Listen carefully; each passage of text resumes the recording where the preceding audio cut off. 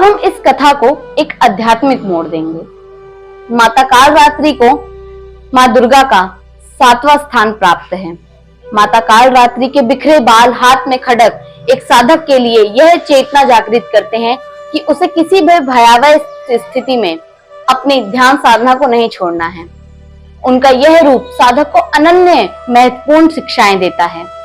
माता कालरात्रि अज्ञान को नाश करना और ज्ञान की अग्नि को जलाने की प्रतीक मानी जाती है।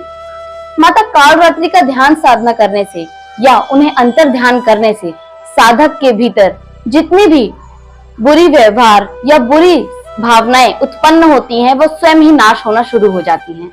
माता कालरात्रि एक साधक को हमेशा यह वर देती हैं कि यदि नवरात्रि के 7वें दिन में माता कालरात्रि का साधक ध्यान करे तो उसके भीतर की जितनी भी काम, क्रोध, लोभ, लालच और वासनाएं जैसी भावनाएं हैं, वो धीरे धीरे समाप्त होने लगती हैं।